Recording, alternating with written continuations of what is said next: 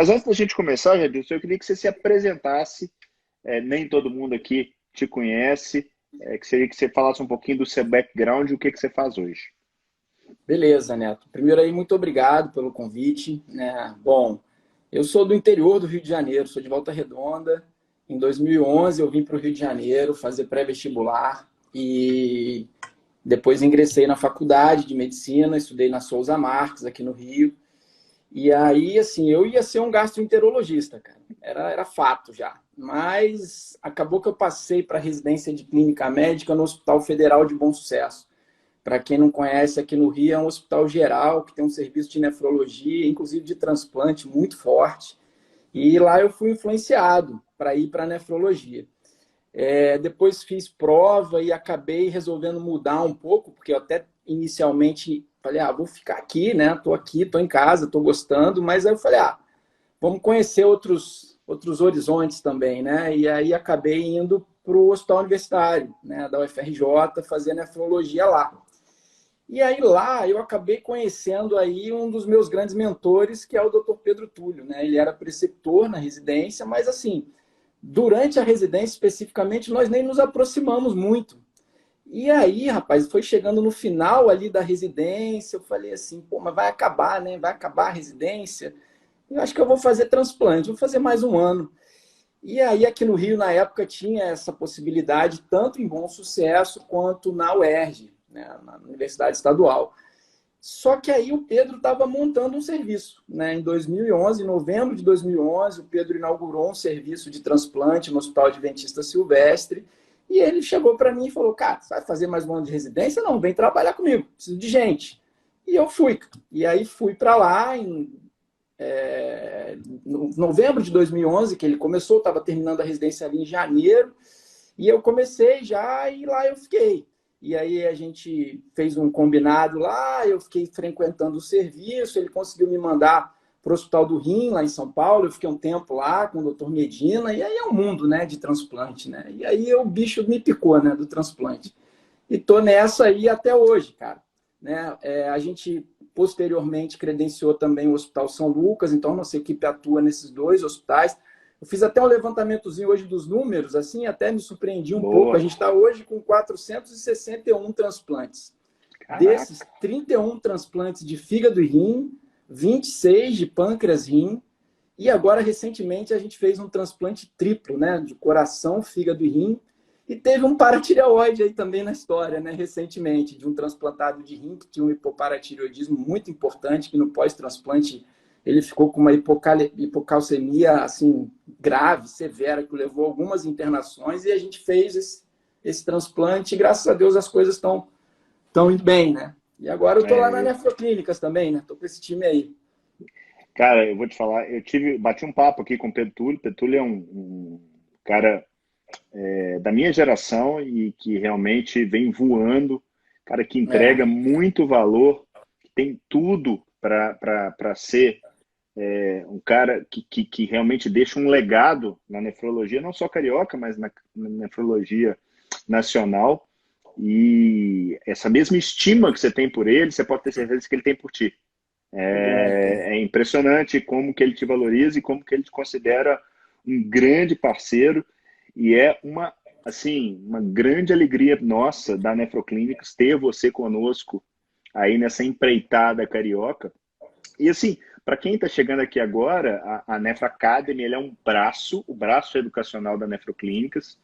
E, entre outras coisas, a gente faz aqui o Nefrotalks, a gente faz o Nefro Expert, que o último foi aí no Rio, que é uma imersão durante 2 dias de quem tem interesse na nefrologia, basicamente nefrologistas, mas a gente teve também uma psicóloga participando, já tivemos nutricionistas participando, mas no fundo, e eu falo isso um pouco na aula inaugural do Nefro Expert, isso tudo é o que a gente trabalha muito com o porquê. O porquê de estar aqui numa terça-feira, toda terça-feira à noite, eu estava há pouco aqui jantando com a minha esposa, aquela coisa, nossa, você vai fazer a live? No fundo eu falei, mas tem mais. Tem essência nisso, tem desejo de realmente de entregar um valor, de realmente congregar a comunidade nefrológica, de mudar esse status quo vigente. E essa aqui é uma maneira, é um como a gente faz isso. trazendo pessoas boas, agregando, conhecendo gente. Eu já conhecia muito o seu trabalho, mas a gente não se conhecia pessoalmente. E eu queria que você desse o que você está achando desse movimento. Você participou do NefroExpert, está lá conosco na Nefroclínicas. Se isso é uma coisa que realmente talvez a gente esteja meio obnubilado ou não, realmente é algo que vem para mudar a estrutura e mudar realmente o status quo vigente. Ah, Neto, eu acredito muito no que vocês vêm entregando aí, cara. Eu acho que é por aí, né? A gente precisa realmente entregar aí valor, entregar resultado, né? E principalmente, né? Valorizar mesmo a nossa especialidade, né? Acho que a nefrologia é uma especialidade que viveu tempos áureos aí de clínicas de diálise, né? De nefrologistas donos de clínica, e agora a coisa ficou diferente, né?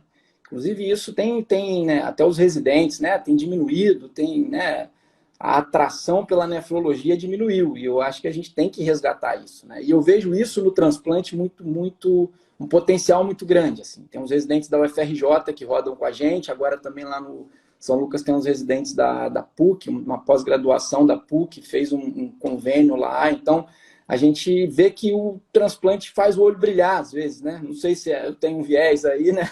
Mas eu acho que não só isso, a nefrologia é muito bonita, né? A gente consegue realmente mudar a vida de muita gente com a nefrologia, né?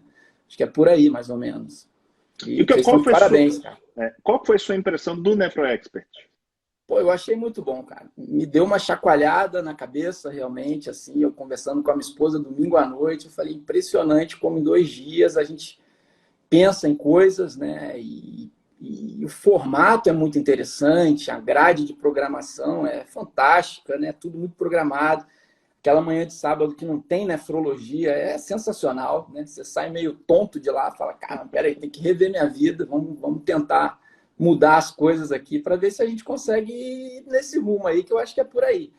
E aí é isso, no domingo já está todo mundo, né, naquele clima mais intimista, e aquelas mentorias são fantásticas, né? 2, 3 pessoas ali, com uma pessoa extremamente experiente, passando informação, é bem interessante, assim. Acho que vale muito a pena. Todo mundo deveria experimentar. Acho que é bem, bem interessante. Show de bola. Estamos programando aí mais 2 para o segundo semestre, certamente um aí nessa terra maravilhosa aí que é o Rio de Janeiro, Tô dentro, com cidade que certeza.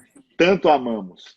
Cara, mas no NefroExpert, a gente estava almoçando, se eu não me engano, no domingo do NefroExpert, e aí, conversa para lá, conversa para cá, você comentou para mim a respeito desse tema, que é um tema, eu acho que tem tudo a ver para ser conversado aqui no NefroTalks, que é o transplante renal no contexto do paciente que vive com HIV. Isso. E eu sou um cara, para quem me conhece, que gosta muito de ciência, gosto muito de medicina baseada em evidência, e eu falo que talvez esse seja um belo exemplo do perigo do cartesianismo, né? Daquela lógica rasa, onde há muito pouco tempo atrás o HIV era considerado uma contraindicação absoluta ao transplante renal e com justificativa. Os resultados que eram vistos até então, mesmo que de uma forma não direta, né? Porque eram pacientes que eram verificados tendo HIV pós-transplante, os resultados eram terríveis. Mas vem o cisne negro, né? Vem o Covid do bem, vem o HEART. E muda completamente uma doença que veio como um pandemônio, hoje é uma doença crônica. E de fim da década de 90 para cá, o HEART faz com que o HIV seja uma doença controlável. E eu queria que você me desse um panorama, não para mim, mas para os nossos ouvintes aí, do que aconteceu com o transplante renal.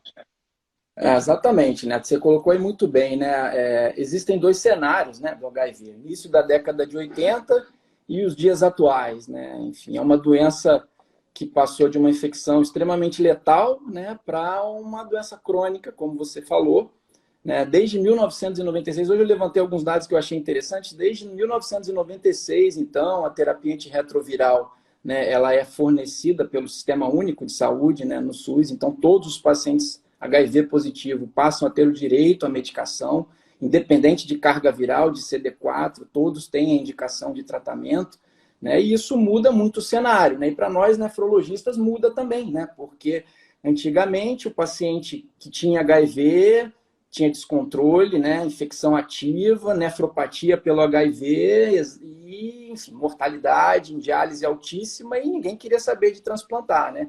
A partir do momento que evoluiu, né, essa terapia, os pacientes começaram a ficar melhor em diálise, os transplantadores começaram a se questionar. Bom, peraí, mas se eles estão aqui em diálise melhores, por que não ficarão melhor também no transplante, né? Já que a grande maioria da nossa população se beneficia do transplante, né, de renais crônicos. E aí o pessoal começou a tentar, né? Vamos lá, vamos tentar ver como é que fica. E aí começaram a surgir alguns grupos que começaram a fazer e divulgar esses resultados, né? Um outro dado que eu acho interessante, Neto, é que hoje eu dei uma olhada na SBN, no último censo, para ter uma ideia de qual população a gente está falando, né? E, na verdade, eu vi aproximadamente quase 145 mil pacientes estimados estão em terapia renal substitutiva no Brasil. E 1,1% estão com sorologia positiva nas unidades de diálise. Isso daria aí mais ou menos 1.500 pacientes, vamos arredondar. É restrito, né? Mas não é por isso que a gente tem que, enfim, privar esses pacientes de não transplantar. Deles, né? Exatamente, exatamente. Eu acho que é por aí. E aí, assim, grandes não, né? Alguns estudos, porque as séries não são muito grandes, né? Porque os pacientes também não são tantos assim, mas demonstram que o transplante vai bem, sim, né? É sabido que tem uma taxa maior de rejeição nesses pacientes, mas sobrevida de paciente de enxerto são bem interessantes. Então, por isso eu acho que vale a pena, sim.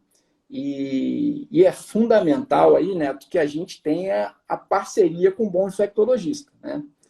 Porque quando a gente recebe o paciente lá no pré-transplante, né, a gente olha para aquele esquema ali de antirretroviral, aqueles nomes que são dificílimos de dizer, os nossos amigos infectologistas têm uma cabeça e uma língua muito boa, porque eu travo o tempo inteiro para falar. Fiz até uma colinha aqui do nome dos medicamentos, mas aí a gente, né, vê o paciente, dá uma olhada no esquema e é fundamental que o infectologista entre, né? E a gente tem um infectologista aí que trabalha junto com a gente e, enfim, e eu acho que aí é o primeiro passo, né? Na verdade, o paciente vai chegar primeiro, ele vai ter que se enquadrar naqueles critérios do centro transplantador, que a gente sabe, os critérios clínicos, cirúrgicos, né, psicossociais, enfim, as contraindicações seriam as mesmas, mas aí a gente vai para um pouco mais de detalhe quando a gente vai olhar o paciente do ponto de vista do HIV. Cara, eu acho que você deu um belo sobrevoo sobre essa condição. Eu queria aprofundar um pouquinho em cada um desses temas que você comentou. Primeiro, eu vi uma coorte de 2017 do Annals of Surgery, que eu achei muito interessante, mais ou menos 1.500 pacientes, mostrando um dado que lembra demais o dado clássico do paciente não HIV positivo, que é, após 100 dias de transplante, a mortalidade cai brutalmente nesse grupo se comparado ao grupo TRS. E é algo que também acontece se comparado ao paciente que mantém-se em diálise, ele não é muito diferente pelo fato de ser HIV, como você bem disse. A minha dúvida para você é o seguinte, beleza, você comentou aí, eu tenho que levar em conta questões psicossociais, questões orgânicas e tal. Ok, tirei tudo isso, tá tudo ok. A questão é o HIV. É para todo mundo ou não? Eu tenho um subgrupo específico que entra como potenciais receptores de TX. Sim, não é para todo mundo, né? E assim, é mandatório que o paciente primeiro esteja em tratamento, né? Esteja em uso de terapia antirretroviral, né? E aí tem um dado que assim é meio que estabelecido que o paciente tem que ter infecção controlada. E isso seria mais ou menos aí um CD4 acima de 200 e uma carga viral negativa por pelo menos 3 meses, sendo que alguns centros ainda estendem isso um pouco mais para 6 meses, né, pré-transplante. E claro, né, não podem ter nenhuma infecção ativa, né, ou alguma complicação crônica do HIV, por exemplo, um linfoma de sistema nervoso central, uma leucoencefalopatia multifocal progressiva, né, enfim. Então, é necessário que o paciente esteja em controle, né, do vírus por, no mínimo, 3, alguns centros considerando 6 meses, né? E aí, mais uma vez, eu vou citar aqui o papel do infectologista, que nesse momento ele entra e ele tem que avaliar o paciente junto com a gente para poder, principalmente, né, avaliar o histórico desse paciente, o histórico de HIV, a aderência à terapia antirretroviral, o calendário vacinal, né? É importante ver se esse paciente está vacinado, né? Para influenza, pneumococo, HPV, agora Covid, né? Está aí também para a gente poder. Então, isso é muito importante. É importante o infectologista avaliar também o que esse paciente vai fazer de profilaxia no pós-transplante, para a gente já se programar. Aí não difere muito das profilaxias habituais do transplante, né? Bactrim lá para pneumocistose, neurotoxoplasmose, infecção urinária. Mas nesse caso aqui, por exemplo, a gente faz 6 meses de profilaxia só no paciente HIV. A tendência é que você faça uma profilaxia mais vitalícia ali, se não tiver nenhum problema. A isoniazida para quem teve tuberculose, né? Não pode fazer a profilaxia também 6 meses. A questão do CMV, né? Porque é um problema e acaba que a gente tem 2 caminhos, né? O ideal seria o valganciclovir, mas a gente sabe que é muito difícil, né? Complicado. E a gente acaba, às vezes, fazendo a terapia preemptiva, né? Vai dosando ali o PCR. Aqui a gente usa um corte de 2.000 cópias. Quando passa disso assintomático, a gente trata. A nistatina também, para monilíase oral. Então, o infectologista entra nisso. Mais uma coisa que eu acho importante, ele também vai rastrear co-infecções, né? Vai rastrear HCV, hepatite B, né? DSTs também. E aí, enfim, é mais um dado interessante, importante, que quando também se encontra, né, o HCV e o HBV ali junto, né, com o HIV, aí a gente também tem que mandar para o hepatologista, né? Porque às vezes o paciente vai precisar de um transplante duplo e não de um transplante de rim, né? Então, um elastograma, uma biópsia do fígado vai ser interessante ali para poder avaliar. Então, o papel do infectologista eu considero assim, tem que estar do meu lado, tem que ser meu braço direito, porque além disso tudo que eu falei, ainda tem a terapia antirretroviral, né? Que vai ter que individualizar aí, enfim. Capítulo à parte. Daqui a pouco falar exatamente. Aí é a parte pesada. Toda vez que eu penso em transplante, eu trabalhei com transplante muito intensamente durante 10 anos. Hoje tenho meus pacientes de pós, mas não participo ativamente de um grupo transplantador, assim, do ponto de vista prático, né, de estar naquela coisa do dia a dia. Mas, de uma maneira bem acadêmica, o transplante ele tem uma balança que você pega a imunossupressão e, por um lado, eu tenho a rejeição, que você falou, já deu um spoiler aí do que acontece no HIV, e do outro lado eu tenho um misto de infecção barra neoplasia. Grosseiramente, é isso aí. De novo, voltando para o senso comum, num sujeito que tem HIV, que a gente sabe que é uma doença com imunodeficiência, você imaginaria, primeiro, ser difícil imunossuprimir esse sujeito, porque ele já, teoricamente, ele está imunossuprimido. Aí, de repente, esse cara rejeita mais. Como é que você vê isso e como é que a literatura, a própria comunidade transplantadora enxerga isso e o que vocês, como grupo, têm feito aí para tentar mitigar esse tipo de problema? Então, realmente, assim, os estudos mostram uma maior taxa de rejeição. Tem estudo que mostra até 30% a 55%, que é bem mais alto daquilo que a gente está habituado, né? Normalmente 10%, né? É um centro que transplanta bem, né? Vamos dizer, teria aí de rejeição, 10%, tendendo, talvez 15%, já jogando um pouquinho para cima. Mas, assim, algumas coisas que são interessantes em relação à rejeição, né? Parece que esses pacientes têm mais chance de fazer rejeição celular, e aí, quando tem uma rejeição celular, mais chance de ter rejeição córtico-resistente, mas as taxas de rejeição humoral, elas não são maiores, parecem ser bem equivalentes. E aí, quando a gente fala da rejeição, a gente acaba puxando, né? E a indução desses pacientes, o esquema imunossupressor, né? Pode ser por esse lado aí agora? Claro. Então, vamos lá. Então, também é uma coisa, né, que não fica muito bem definida na literatura, sabe? Vai muito do centro transplantador, a decisão da indução, sabe? Eu confesso para você que nós somos um centro poupador de timoglobulina. A gente faz pouca timoglobulina. E aí, assim, fica meio a critério do centro mesmo. Os estudos não mostram benefícios mandatórios, por exemplo, na timoglobulina. Então, aqui a gente vai pelo painel. O paciente entra naquele braço ali do painel. A gente considera 30% o corte ali do alto risco e do baixo risco. Quem está abaixo disso vai fazer o basiliximab, quem está acima disso a gente faz timoglobulina.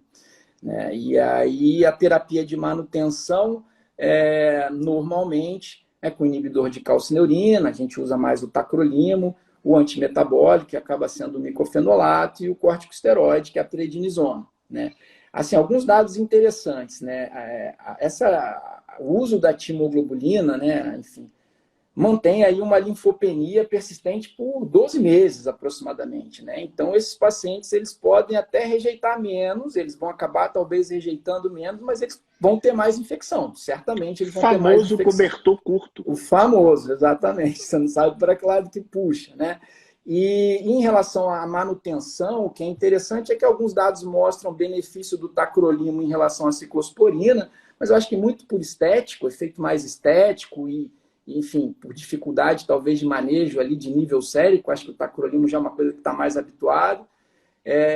A recomendação é que a gente não retire corticoide desses esquemas imunossupressores, e os inibidores de mTOR também não seriam uma droga aí de primeira linha nesses pacientes, né? Nessa tentativa de minimizar aí esse risco de rejeição.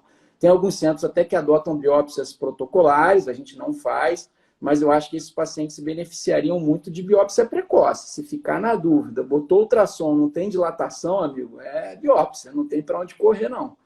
Entendeu? Acho que é mais ou menos isso. Vou até deixar essa questão farmacológica mais para frente, porque eu acho que se a gente entrar nisso, a gente não sai mais. Deixa eu abordar um pouquinho o lado de lá.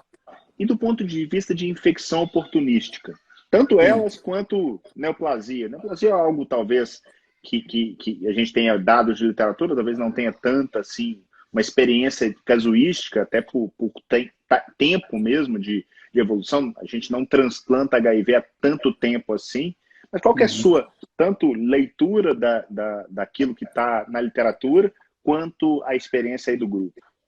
Então, assim, esses pacientes eles vão ter bastante infecção no pós-transplante, mas por incrível que pareça, eles não têm uma maior taxa de infecções oportunistas. Eles vão ter principalmente infecções bacterianas. Assim, 70% quase dos pacientes em relatos chegam a ter pelo menos uma infecção e aproximadamente 30%, 40% vão depender de uma internação para tratar. Então, são infecções, às vezes, realmente graves. Então, é aquilo que você falou, né? A gente puxa de um lado para imunossuprimir, mas do outro a gente também expõe eles à infecção. E em relação à infecção, é interessante também um dado que o nível de CD4 pré-transplante parece que interfere nisso. Pacientes que têm um CD4 menor que 360, se eu não me engano, pré-transplante, ali, né, no próximo do transplante, parece que vão maior que 200, mas menor que 360, vão ter maior chance de infectar no pós-transplante. Então, isso aí é um dado interessante. E uma outra coisa interessante, né, até que assim, apesar da imunossupressão e da doença de base deles, esses pacientes também não vão ter mais poliomavírus do que a população geral, que também é um vírus que está aí relacionado com imunossupressão, né, que a gente diminui a imunossupressão, então a gente, será que eles vão ter mais? Mas parece que não. Então é isso, basicamente a infecção bacteriana e as profilaxias, mais ou menos aquelas que a gente falou anteriormente, que não difere muito, né, do transplante não HIV, né. Isso que eu vou falar agora me faz me sentir muito velho, né? Assim, na época que eu transplantava, era muito clara essa relação negativa entre infecções, principalmente pelo vírus da hepatite C e o HIV. Isso, e alguns serviços preferiam até não fazer. Como é que vocês lidam com isso hoje, principalmente com esse portfólio terapêutico que se expandiu tanto do ponto de vista do HCV? Isso. E assim, parece que a coinfecção HCV e HIV realmente é de pior prognóstico, tanto de sobrevida do enxerto quanto de sobrevida do paciente. E aí, sem dúvida nenhuma, como você citou, esses novos antirretrovirais aí para hepatite C facilitaram muito a nossa vida, né? A Sociedade Brasileira está até com um projeto de erradicação, né, do HCV. A Natália, essa semana, até participou com a gente de uma sessão. Né, vão ser um comprimido, na verdade, né, que eles vão tomar com 2 substâncias, com nome dificílimo também, mas que Eles, vai tomar eles gostam desses nomes, né? para a gente não acertar isso. E aí vai tomar por 12 semanas, né? Enfim, e aí tá negativo, né? Mas então, é interessante que tem alguns relatos, né, americanos que se o paciente tem um Metavi 0 ou 1, eles encorajam a não tratar no pré, porque aí talvez facilite para ele pegar um doador HCV positivo, e aí no pós ele trata. Então, assim, acho que você tem as duas opções atualmente. Está muito fácil não, né? Mas assim, está mais fácil do que antigamente tratar. Então, acho que se você tiver a possibilidade de tratar antes, trata antes. Eu já tive pacientes que trataram depois. A recomendação é que se espere pelo menos um mês ali, 2 meses, para passar aquele momento inicial, né, de complicações mais iniciais, para depois fazer o tratamento. Não tem nenhuma interferência com imunossupressão, então é bem tranquilo o tratamento da hepatite C. Da hepatite B, aí já é um pouquinho mais... Também, assim, a hepatite B hoje é cada vez mais raro, né? A vacina está praticamente extinguindo aí a doença, mas, né, no caso de co-infecção HBV, HIV, a indicação seria de tenofovir, porque aí você cobriria os dois. Mas aí tem o problema da toxicidade do tenofovir. Mas aí é aquilo, né? A gente está aí para poder administrar essa confusão, não tem jeito. Mas é isso também. Acho que é mais ou menos essa a indicação aí terapêutica, né? Show.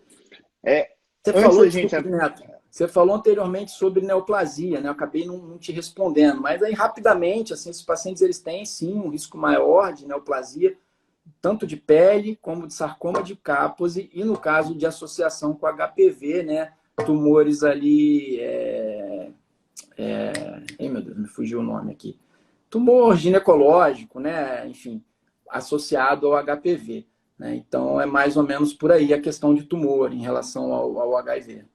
Show. Eu vou até pegar um gancho, que é uma coisa que eu ia te perguntar, até para a gente depois partir para a parte de terapêutica. Aqueles clientes HIV positivo que por hora estiveram descompensados, por exemplo, teve um sarcoma de Kaposi, mas foi tratado. Como é que o grupo reage a esse tipo de cliente? Ele entra, se ele tiver os critérios de inclusão para o transplante, ele entra, ou esse histórico de uma doença oportunística mais grave veta esse transplante? Como é que o grupo de vocês trabalha? Não, Neto, eu acho que assim, curado, ele entra. Ele vai entrar naquele critério ali de estar pelo menos 3 a 6 meses sem infecção oportunista, com a carga viral controlada. O problema é que às vezes cronifica, né? Tem essas doenças cronificadas. Aí ele entraria como uma contraindicação. Né? Mas se tiver critério de cura, eu acho que não teria problema nenhum. Show. Beleza. Então tá, eu acho que você já deu uma dica aí de que fazer transplante em paciente portador de HIV sem infectologista Não dá. eu vou te falar, para não falar que é uma loucura, ser educado e falar não dá. E principalmente por conta do manejo farmacológico, né? As drogas que compõem o coquetel do HIV em combinação com, principalmente os inibidores de calcineurina, causam uma verdadeira loucura. Eu digo que é quase uma montanha-russa, e é difícil de esperar, não é aquela coisa que você consegue predizer. Não, o Zé vai de uma maneira, a Maria vai de uma maneira completamente oposta. Eu queria te escutar um pouquinho a respeito disso. Então, né, principalmente porque recentemente a gente teve 2 casos e me levou a dar uma reorganizada e uma estudada nisso, né? Me buscou fazer, realmente busquei uma revisão em relação a isso, até para poder tentar entender. Acho que é interessante a gente citar aqui que a terapia antirretroviral de escolha preconizada no SUS, no Sistema Único de Saúde, é com tenofovir, lamivudina e dolutegravir. Né? Então, são 2 inibidores não nucleosídeos da transcriptase reversa e um mais recente, que é o inibidor da integrase. Né? Então, acho que é interessante a gente falar dividindo. E como eu te falei, agora eu vou olhar aqui a minha cola, né? Porque não tenho cabeça para isso, não. Então, assim, quando a gente vê, o paciente chega, né? A primeira coisa que a gente tem que pensar, né, é que no pós-transplante a gente vai lidar com 2 coisas. A nefrotoxicidade, da droga, da terapia antirretroviral, e a interação que essa droga pode ter com o imunossupressor que o paciente está utilizando, né? E aí eu vou dividir aqui uma coisa interessante. Se a gente optar por trocar, isso tem que ser feito antes do transplante. E a gente tem conseguido fazer. Assim, a gente tem um paciente em segmento que não trocou. E eu vou te falar já já qual é a droga, qual é a encrenca. Então, assim, eu vou dividir aqui mais ou menos nos 4 principais, né, grupos aí. O primeiro deles seria o inibidor nucleosídeo da transcriptase reversa, que aí a gente tem a lamivudina, o tenofovir e o zidovudina. Como eu falei, 2 desses estão, né, como indicação inicial de terapia. Então, esses não têm grandes problemas, assim. São antirretrovirais que não têm muitas interações com imunossupressores, mas aí tem o tenofovir, que tem um componente de nefrotoxicidade. Já existe até um outro tenofovir, mas que infelizmente não está disponível no Brasil. Eu descobri isso recentemente, conversando com uma colega. Eu falei, bom, tá resolvido, vamos botar isso daí. Mas não tem no Brasil, então a gente só continua com o nefrotóxico. É o famoso então, só que não, né? Então o tenofovir aí seria um problema nessa classe. Mas eu acho que dá para administrar. Acho que não é uma contraindicação absoluta. A outra classe são os inibidores não nucleosídeos. Só antes de você trocar, vocês têm trocado o tenofovir quando no pré-operatório ou tem mantido? Não, acho que não trocaria, né? Acho que dá até para trocar. Por exemplo, a zidovudina, que é da mesma classe, não é nefrotóxica. Mas aí é isso, é conversar com o infectologista ali. Eu, sinceramente, eu não tenho ninguém fazendo tenofovir, mas eu não sei se ele chega e o nefrologista fala que não vai trocar, o infectologista fala que não vai trocar, eu não sei, eu vou ver como vai ficar de repente, né? É ruim, né? Mais um componente de nefrotoxicidade, mas não é uma contraindicação absoluta, pelo menos no meu ponto de vista. Então, a outra classe, que seria os inibidores não nucleosídeos, né, da transcriptase reversa, que aí teríamos aí o efavirenz, a nevirapina, aí esses já começam a ter uma interação, e principalmente com os inibidores de calcineurina, né? E por quê, na verdade? Eles são indutores potentes do citocromo P450, que é a principal via metabólica do inibidor de calcineurina, do tacrolina. Então, quando o paciente está utilizando isso, a gente vai precisar de níveis mais elevados, né? Doses mais elevadas para atingir níveis séricos efetivos ali do tacrolimo que a gente está buscando. Funciona mais ou menos com o paciente que começa o esquema para tuberculose. A rifampicina acaba levando a gente a aumentar o inibidor de calcineurina no pré-transplante, né? E aí a gente passa para outra classe, que aí é encrenca, né? Os inibidores de protease. Porque esses, aí o bicho pega. Esses, pelo contrário, eles são inibidores, né?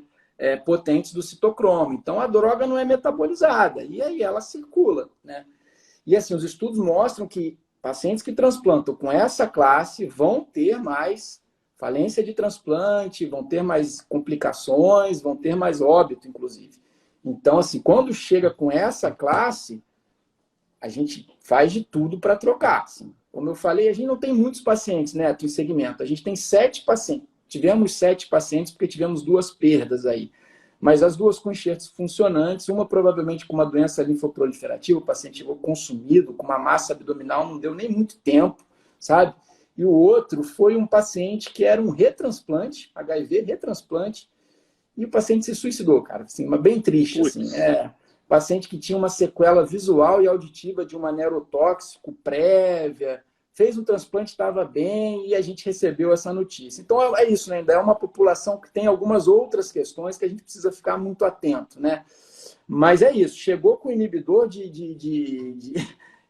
protease, cara, é muito difícil, né? Eu já tive paciente usando 1 miligrama de tacrolima a cada 30 dias. E assim, apesar de atingir esses níveis séricos, esses pacientes vão ter mais rejeição. E aí eu acho que é porque a gente aqui fica diminuindo demais o tempo todo e essa flutuação, o paciente toma, ele fica 2, 3 dias tremendo, cara. Não tem, sabe? Até o nível começar a baixar, o paciente fica muito, muito descompensado, né? E a gente sabe que a neurotoxicidade do tacrolimo também é muito significativa, né? A gente já teve aqui paciente fazendo crise convulsiva. E teve um outro que não era HIV, mas assim, ele, por um nível sérico elevado, ele fez uma paralisia de óculo motor, cara. Assim, o diagnóstico foi esse, assim, baixou o tacrolimus, a coisa melhorou, sabe? Então, é difícil demais manejar o paciente com essa classe. Então, acho que essa classe deve ser trocada. E deixa eu te perguntar, aí entrando naquilo que você comentou, da importância do infecto, você já teve alguma situação onde o infecto bateu o pé e falou assim, não, desse aqui não dá para tirar? E se Então, sim, qual que é essa situação? então, assim, eu não sei muitos detalhes, né, dessa decisão de não tirar, mas pelo que eu vi, assim, por alto, é quando tem alguma falha terapêutica prévia, enfim. A gente, como eu falei, desses 7 que a gente seguiu, tem um paciente que não tirou, o infecto não quis tirar. E esse dá trabalho, ele está fazendo 1 miligrama, se eu não me engano, a cada 21 dias, mais ou menos. Está estável do ponto de vista de função renal, mas... E eu tenho uma paciente na fila, porque agora quando eu recebo também, eu já mando para o infecto para ele trocar quando está na fila. Eu tenho uma na fila que o infecto não deixou. O Pedro nem sabe disso, vai ficar sabendo hoje aqui e vai dizer, não vai transplantar ela não. Mas o infecto não quis, cara. Ele não me deu uma justificativa, sabe? E é ruim, né? Às vezes a gente vai também entrar numa área que a gente não domina muito, né? A gente sugere, né? Mas, e aí, Neto, quando não tira, para você começar a droga também é muito difícil, né? A sugestão é que você comece ali numa dose bem diferente do convencional, né? O tacrolimus a gente faz normalmente 0,2 miligramas por quilo, 2 vezes ao dia, né? Um exemplo aí, o paciente de 60 quilos vai fazer 6,6 miligramas. Para o paciente em uso de inibidor de protease, a sugestão é que a gente comece 0,05 miligrama por quilo em uma tomada e espere 3 dias para dosar o nível e ver se vai fazer a segunda dose, porque às vezes você não vai fazer, não vai precisar fazer. Isso no momento inicial do transplante é muito ruim, né? A nefrotoxicidade, a DGF, todos os problemas, né, que a DGF dá em sobrevida de transplante depois, né? Necessidade de diálise ali inicial do rim que às vezes não funciona, né? Então é encrenca. Ô, Jadilson, a gente estava numa reunião hoje discutindo a respeito do efeito centro para, entre outras coisas, o transplante renal. E comentando que mais do que isoladamente a equipe médica, todo o envolto tem muita importância nos resultados. Então, se eu pego a mesma equipe do Jadilson, do Pedro Túlio, pego num lugar que tem uma equipe altamente treinada e coloco em outro lugar, os resultados não vão ser os mesmos. A minha dúvida em cima disso é o seguinte, normalmente o infecto que olha esses pacientes de vocês é sempre o mesmo? Ou não? Não é, cara, não é. A gente tem um nefro que fica com a gente ali, tipo, numa consultoria, mas aí quando o paciente já transplantou, né? Esses pacientes que estão tratando em outro local, em outro centro, não ficam. É mais ou menos o paciente da diálise que não está com a gente, né, no centro transplantador. E às vezes você perde ali o que está acontecendo exatamente, né? Então, não tem, infelizmente. A gente tem um infecto que dá esse suporte, a gente troca uma ideia e tudo, sugere para o outro infectologista, mas a gente não consegue puxar esse paciente para que fique com a gente, com o nosso infectologista. Acho que seria importante, sem dúvida, né? Para falar todo mundo ali a mesma língua, né? Não, eu falo que a impressão... Isso é em tudo, né, bicho? Quanto mais você faz, mais você vai ganhando experiência. Você pega isso com diálise peritoneal, com hemodiálise, com tratamento conservador. Você vai repetindo aquilo ali, você ganha, vai criando uma experiência tal onde a Sim. tendência natural é que seus resultados melhoram. E não é uma coisa unifatorial, né? Não, E esse sem relato dúvida. seu, para mim, foi bem característico, era a minha impressão, né? Porque Sim, se é o mesmo, provavelmente o cara entende aquilo que você está falando. Ele não vai exato. falar assim, não, esse Neto está viajando, eu não vou mexer nisso aqui de jeito nenhum. Time que Não, está ganhando não se mexe, né? Mas não exato. é muito assim, às vezes, né? Né, essa dificuldade que a gente vê em várias, e não é uma coisa, eu acho, que do indivíduo, é simplesmente por ele não estar inserido. Né? Quando ele não Sim. está inserido naquilo ali, do mesmo jeito que você foi humilde de chegar e falar, cara, eu não entendo tanto desse troço aqui, ele também não entende do lado de cá. E essa Sim. falta de conversa, por vezes, e na loucura nossa do dia a dia, acaba muitas vezes caindo em cima do nosso cliente, né? Porque, É. em última análise, você fala assim, tá, e eu que não vou mexer, e eu também não Né? mexeria, Não vou né? mexer, exatamente. Eu já vou Então, fazer muita encrenca para ele com o resto que eu vou dar para ele, né? É o que a gente fala, que a gente briga, né? Muita expressão é difícil também de fazer, né? Um monte de efeito colateral vai ter ali, né? Na nossa parte. E aí a gente acabou aí agarrando no problema. Esse é o problema do pré-transplante e do pós-transplante do paciente HIV. É conseguir mudar essa droga. E faltou uma classe, que são os inibidores da integrase, né? Que é o dolutegravir, que são aí os antirretrovirais mais modernos, né? E aí a gente só voltando ali no esquema preconizado pelo Ministério da Saúde, a lamivudina, o tenofovir e o dolutegravir. Então a gente está sendo ajudado aí por eles já. Né? O ritonavir, de repente, desculpa, o tenofovir, de repente, ali a gente pode conversar para ver se troca, né? Eu acho que seria interessante. Esses dois que a gente transplantou recentemente, Neto, uma estava usando lamivudina, o AZT não estava com o tenofovir e o dolutegravir, então não teve problema. Foi um transplante bonito, porque foi preemptivo, uma doente que veio do consultório de um nefrologista, com a mãe doando para ela. E esse é o melhor transplante, né? Em qualquer cenário, né? Vamos botar assim. E o outro, ele chegou usando já uma coisa que também eu não vou entrar nesse mérito, porque eu não tenho conhecimento para isso, mas que existe a possibilidade também de tratamento duplo atualmente. Né? Tem alguns casos que os infectologistas acham que o paciente pode fazer só 2 drogas, e aí ele estava usando a lamivudina e o dolutegravir. Então, não tive problema nenhum em relação a mexer no antirretroviral dele, no pré-transplante. A minha impressão, eu tenho um conhecimento escasso também a respeito do tema, basicamente teórico, mas a visão que eu tenho desse coquetel é mais ou menos a mesma que eu tenho da imunossupressão no transplante. Você tem aquele padrão, e aí você tem aquelas peculiaridades de centro. Eu tenho mais experiência com inibidor de emitório, eu tenho mais experiência com inibidor de calcineurina, aí eu gosto mais de ciclosporina, de azatioprina, eu induzo mais contínuo, aí eu uso tal dose. No fundo, a gente ainda não tem uma certeza, se é que essa certeza existe, de algo que é melhor. Melhor quando eu falo para a média, né? Sim, porque certamente deve ter algum tipo de peculiaridade que a gente ainda não tem essa leitura de, não, o Zé é melhor eu usar esse, para a Maria é melhor eu usar isso aqui. Né? Mas é algo que a gente ainda está perseguindo. Eu falo que seria muito bom se a gente tivesse um imunossuprômetro, né?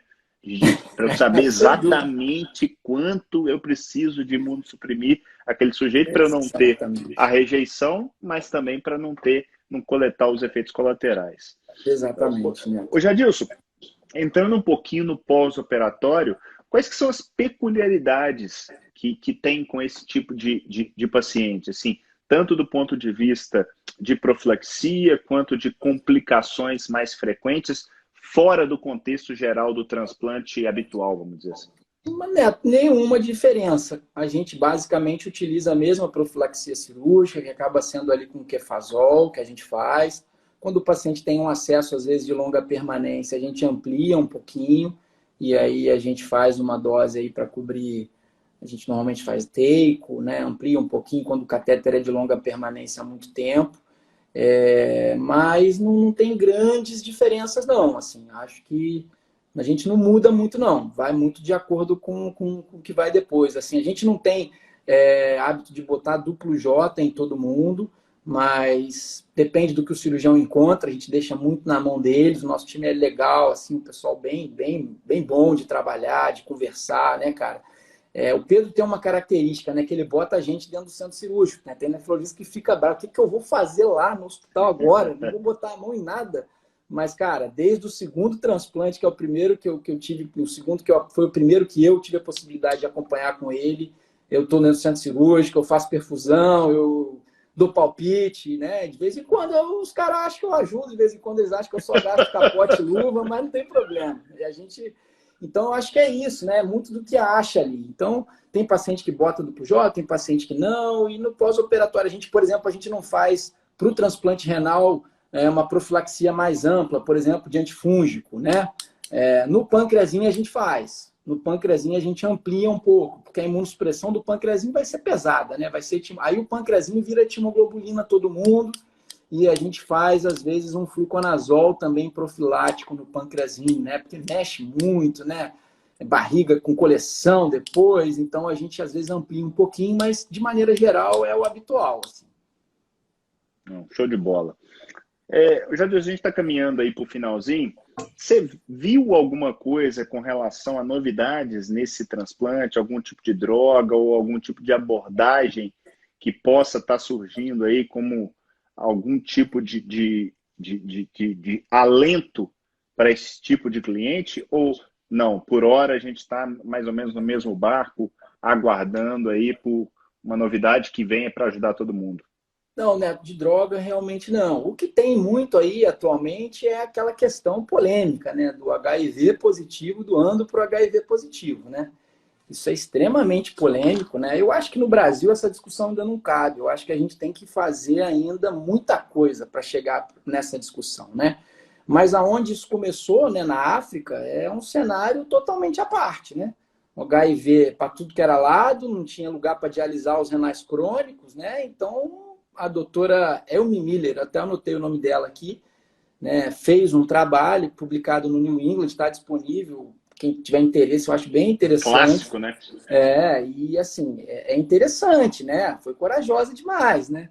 E teve bons resultados, né? Foram 27 pacientes, eu até anotei aqui, 27 pacientes aí no estudo prospectivo, né, de 2008 a 2014, todos receberam timoglobulina nesse cenário. O principal medo deles era a transmissão de cepa, né, multiresistente, dificuldade do controle do HIV, mas isso não aconteceu.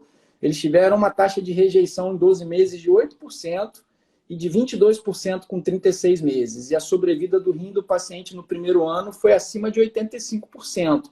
Então, assim, interessante, né, os resultados. E eu acho que muito baseado nesses resultados, os Estados Unidos mudou também a política de transplantação em relação ao HIV. Né? Em 2013, eles mudaram a política e começaram a aceitar doadores positivos para pesquisa. Né? Eles têm ensaios aí sendo realizados com essa população. E assim, até julho do ano passado, que foi uma revisão que eu busquei, tinha ocorrido 2 doações em vida, de HIV para HIV. Né? E aí isso é muito polêmico, né? Isso daí tem uns que batem muito, outros que defendem, né?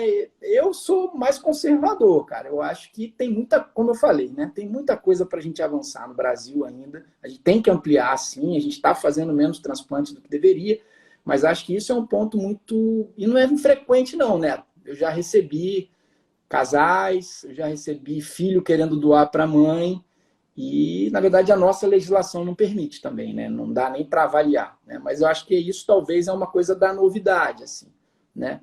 E, Neto, para eu não esquecer, eu acho que uma coisa interessante, você sabe já, porque a gente discutiu esse caso lá no Nefro Expert, né? De um paciente que eu segui em bom sucesso, em outro serviço que eu também trabalhei, que o paciente começou a se comportar muito diferente, né? Com mais ou menos 1 ano e meio de transplante, ele teve uma sepse urinária muito grave, chegou a fazer diálise, aí depois melhorou, aí depois voltou no ambulatório com uma diarreia, aí não era o CNV, não era o micofenolato, e colonoscopia que não tinha nada, e aí alguém instalou e falou assim, pô, diarreia, né? Só que diarreia no transplante a gente bota milhares de coisas na frente, né? E acabou que esse paciente ele soro converteu após o transplante.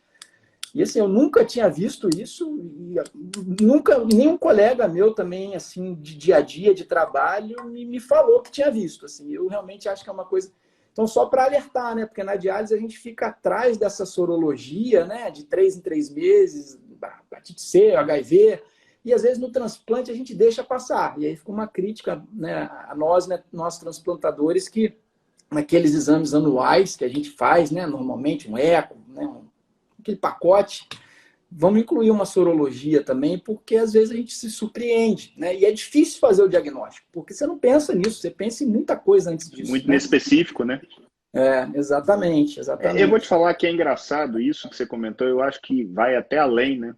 Eu que fui transplantador aí ativamente durante 10 anos, a gente parece que a gente muda completamente o lado do disco quando entra para fazer um transplante, esquece que aquele sujeito ali, inclusive, é renal crônico. Por vezes, aquele cara tem ali um clearance mais baixo, está ali com 2, 3 de creatinina, e às vezes você não faz um PTH com a frequência que deveria estar fazendo, não faz uma gasometria venosa. Então, isso que você colocou é algo que tange muito aquilo que a gente está discutindo, mas quem está na transplantação tem que ter esse cuidado, do mesmo jeito que quem está do lado da doença renal crônica tem que pensar, por exemplo, num transplante preventivo, né? No Exatamente. fundo, a gente tem que andar de mão dada, a gente tem que estar tentando Exatamente. entregar mais valor É tudo para essa turma. nefrologia, né? Tem É que isso estar aí. junto. Sem dúvida, sem Exatamente isso dúvida. aí. Ô, Jadilson, top de bola, foi muito bom. Vou te liberar para ver o jogo do seu Pô, tá um Mengão. silêncio aqui que eu acho que não teve gol, cara. Senão a gente já estaria sabendo que teve gol. Aí, até agora não teve gol, eu acho. Sim, foi muito legal. Obrigado aí, não só pela live, mas por ter comprado a ideia da Nefroclínicas, que chegou aí e foi tão bem recebida no Rio de Janeiro por pessoas como você. E a gente tem convicção do sucesso da clínica, não por ela estar ser uma clínica bonita, bem localizada, tá lá em Ipanema, não. É por causa das pessoas, pessoas como você que realmente fazem aquilo virar a realidade. Então, muitíssimo obrigado. Conte conosco, conte comigo e queria te dar aí uns minutinhos para você, últimas palavras aí, para você poder ir ver o jogo do seu Mengão. Pô, Neto, muito obrigado. Assim. Antes de finalizar, cara, só vou passar uma dica aqui pro pessoal, né? Porque, Ótimo. assim, o Up to Date tem uma revisão muito boa disso. Praticamente tudo que a gente conversou, me baseei no Up to Date, numa revisão que tem. A Kidney 360 também, né, online, disponibilizou aí uma revisão em julho do ano passado, foi divulgada, muito boa, muito interessante, nesse esquema de perguntas, né? E aí? E agora? E a imunossupressão? E a infecção? Enfim, muito interessante. E o artigo da New England também, que eu acho que é bem interessante para o pessoal ver. Né? Fora isso aí, cara, obrigado pelo convite, foi uma honra, como eu te falei, eu sou meio do bastidor, eu não estou acostumado muito com isso, fiquei nervoso Mandou bem hoje, demais. mas eu acho que deu tudo certo, cara, agradeço aí pela parceria também, pelo cuidado aí que vocês têm com a gente aqui, né? Essa parceria eu acho que tem tudo para dar certo e vamos fazer transplante, vamos fazer diálise peritoneal, vamos com tudo, eu acho que é por aí, né? Vão cuidar da turma, né? Exatamente, exatamente. Cara, muito obrigado. Muito em breve, certamente estaremos aí no Rio. Na verdade, fim do mês, vou aí no Rio de Janeiro. Quem sabe a gente não tromba por aí. Vamos se E encontrar, muito, sem muito dúvida. em breve teremos aí no segundo semestre o segundo Nefro Expert do Rio de Janeiro. Já está bem engatilhado, muito em breve. Eu estou soltando aqui para vocês a data certinho para que vocês possam estar se inscrevendo para esse evento que veio para mudar o cenário da nefrologia nacional. Conte comigo também, Jadilson, estarei lá, sem dúvida. bom demais. Galera, bom demais ter vocês aqui. Fiquem com Deus. Oh, Jadilson, deixa eu te contar uma coisa. Você Tá. bombou, velho. Mais de 60 pessoas com a É, gente até rapaz, eu agora. estava vendo aqui um monte de mensagem assim, volta para Bom Sucesso, o pessoal lá de Bom Sucesso, gente boa, que Cara, saudade, rapaz, tenho muito carinho por lá, sem dúvida. deixa eu te falar. Fernando Lucas, eu vou chamar você, velho, toda semana. Vou chamar Fernando Lucas, então Ah, você está dando não, que muito mais imagina, ibope que pô, ele. tá. E não dá, não. Tem muita estrada ainda para percorrer aí, para chegar aí, Neto, nesse nível. Valeu, meu amigo. Um abraço aí, obrigado mesmo. Valeu, cara. Galera, grande abraço, fiquem com Deus e até a próxima. Tchau, tchau. Valeu. Tchau, tchau. Valeu, tchau.